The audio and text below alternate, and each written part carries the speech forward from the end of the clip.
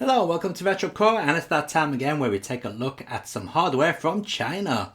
And no, this is not the RS-97 that we covered months and months and months ago.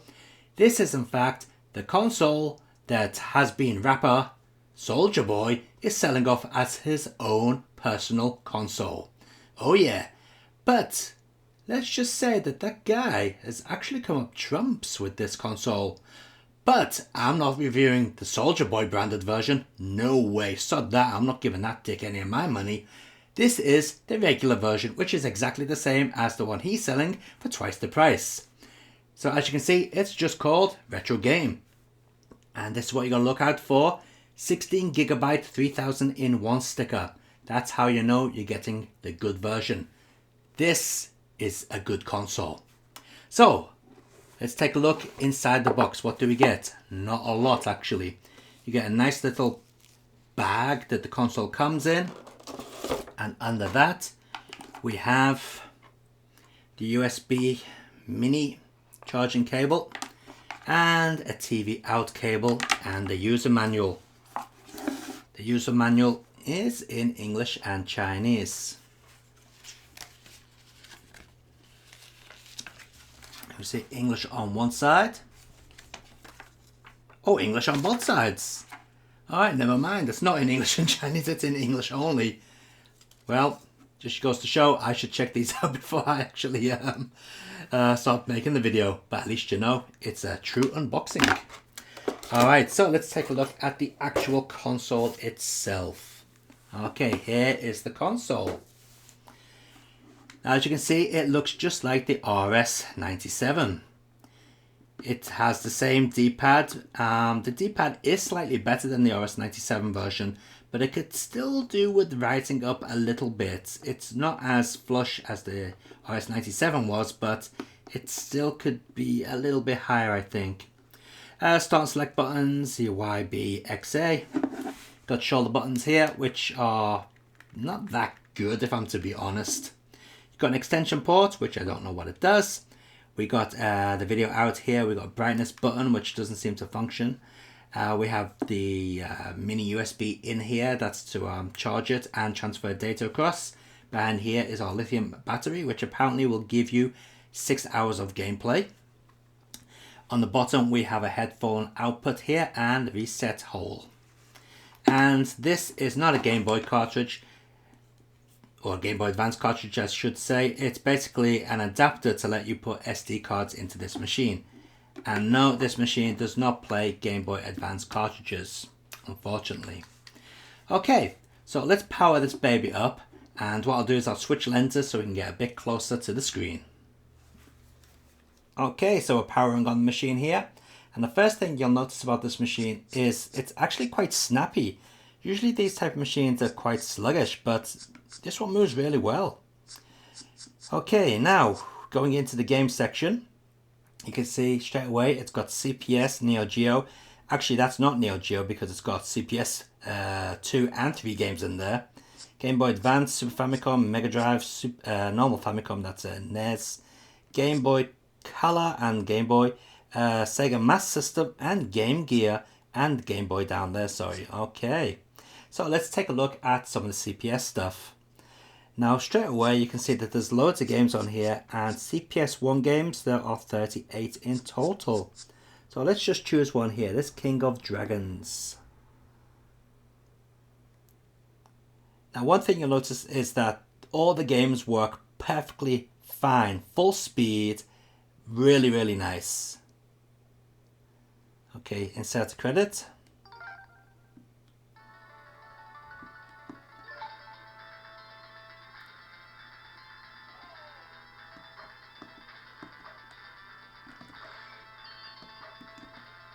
In fact, CPS 1 stuff works absolutely perfectly.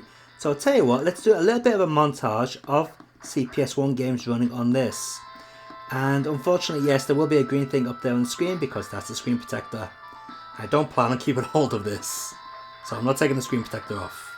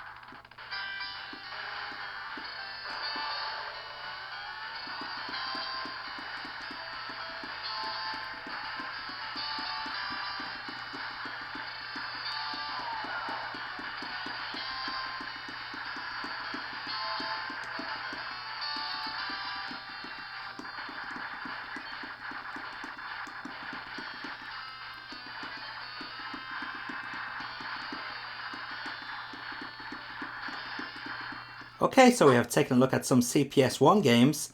How about taking a look at some CPS2 and CPS3 games? CPS2 game this is.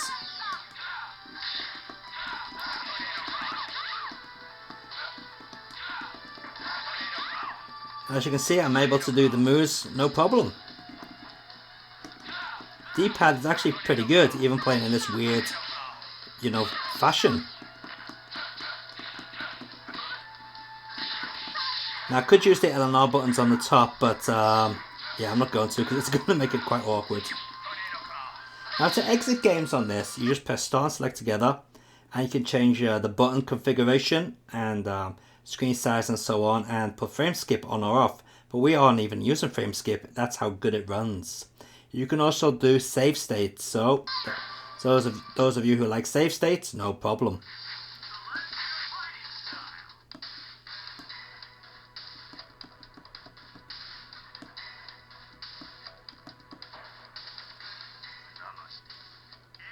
Oh, bloody Dalsum stage, I hate Dalsum. Right, can we do moves? Let's see. Yep, Dragon Punch. Yep.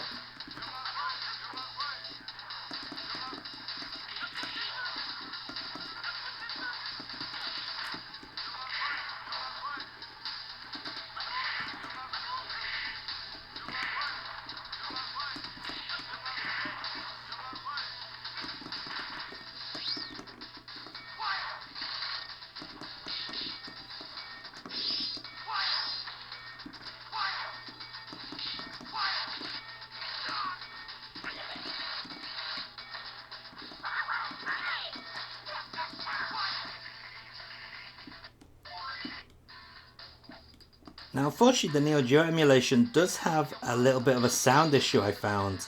It sounds a little bit on the gravelly side.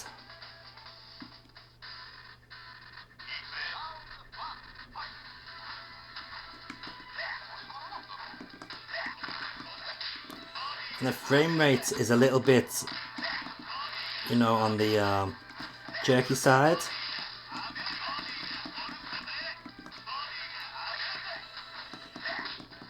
Now the beauty with this thing is that it can be hacked to add better emulators, so the machine is definitely powerful enough to run a Neo Geo. Just that the emulator built into it is not exactly up to scratch.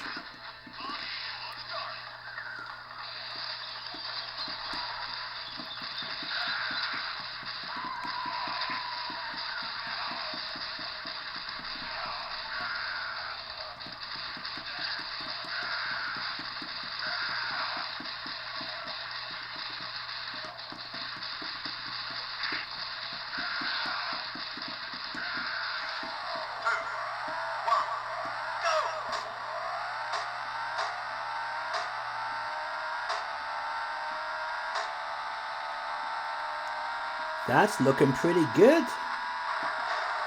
Not bad at all. Oops, I was going to see if we could change the view perspective there, but I don't think you can. Nope. Yes, you can. Select button.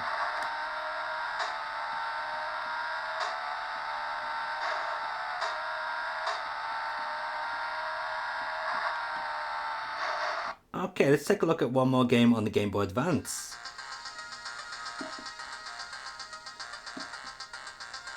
Okay, Jazz Jackrabbit, a classic from the PC age. Never played this on the Game Boy Advance. Should show us if the scrolling's smooth.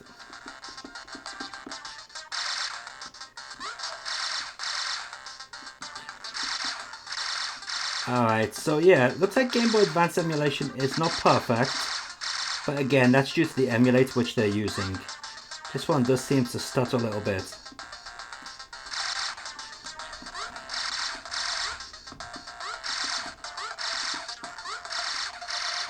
Okay, let's take a look at another format.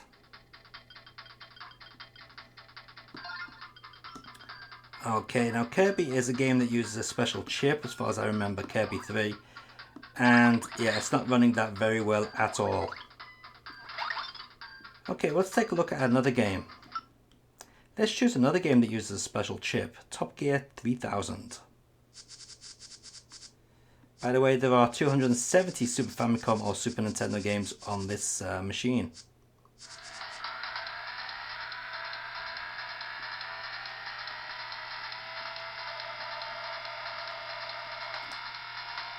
Alright, this one works good.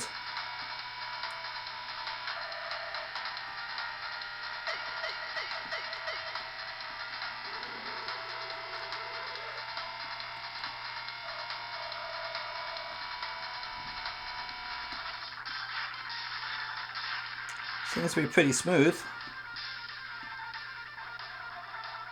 Text boxes, we don't need them.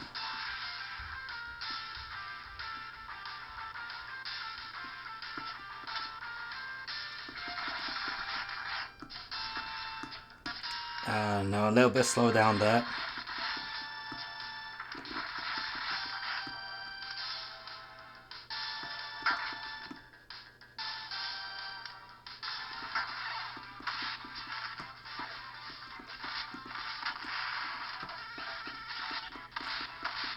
Yeah, not too bad. So yeah, Super Nintendo emulation is not so bad, but not perfect. Okay, let's take a look at Mega Drive. Now, believe it or not, there are 640 Mega Drive games on this thing. So it's got loads of hacks on it as well, but they're all individual titles. Oops.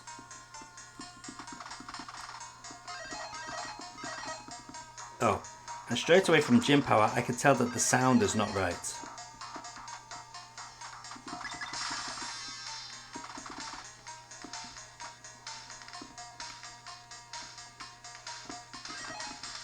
Man, this is a tough game.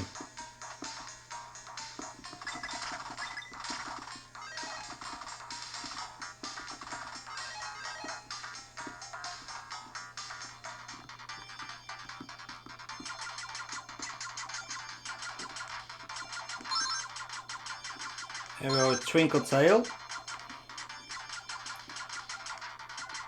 Okay, the sound is a little bit wobbly.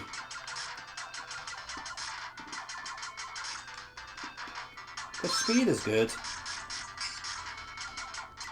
And now I did test Virtual Racing with this thing, and no, it doesn't work.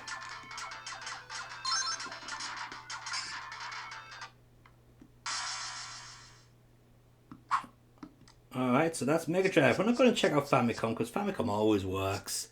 Let's check out Sega Master System. How is that going to work? Since Sega Master System on these type of devices is kind of rare.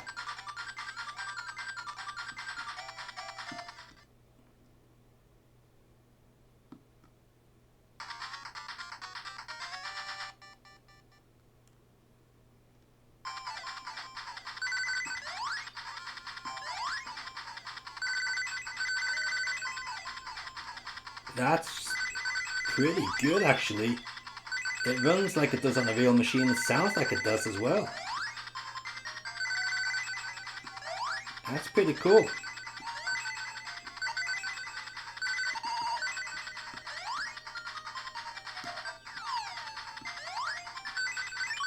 Okay, let's check out one more game on Master System.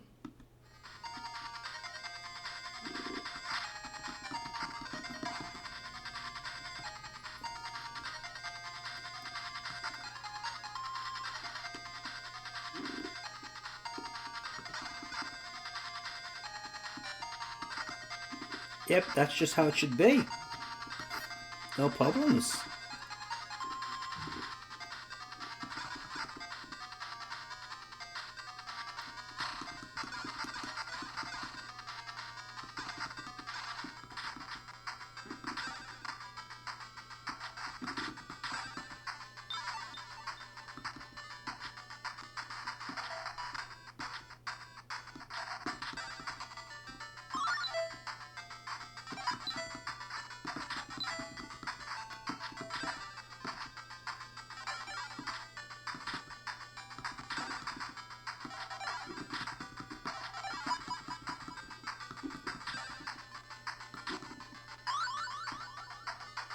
No problem at all with Game Gear.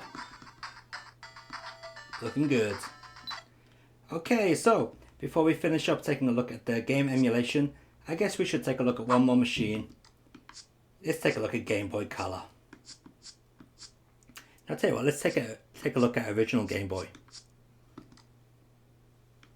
We got 221 Game Boy games to choose from. We'll just stop. Yeah.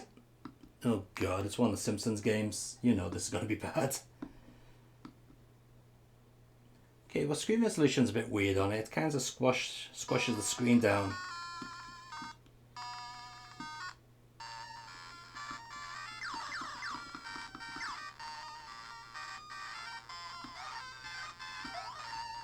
Yeah, audio's a bit clicky as well.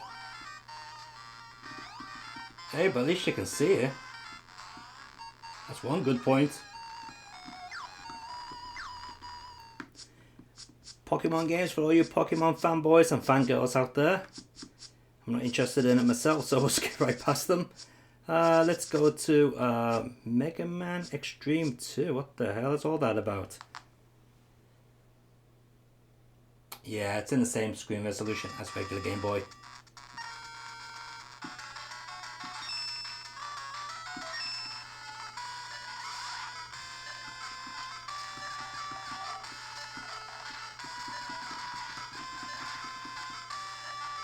Yeah, sound is very scratchy.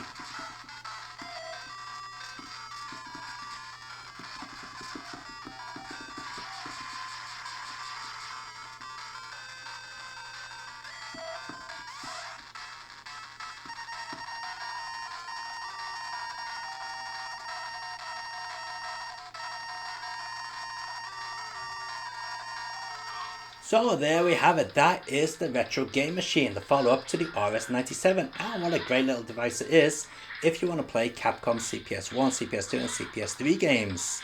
Out of the box, Neo Geo, Mega Drive, Super Famicom, SNES are not that hot, but this is a dingo running device, which means you can change the emulators on this to make it run much better emulators, and I believe there's even a PlayStation emulator for this thing, so definitely worth checking out the hackability of this.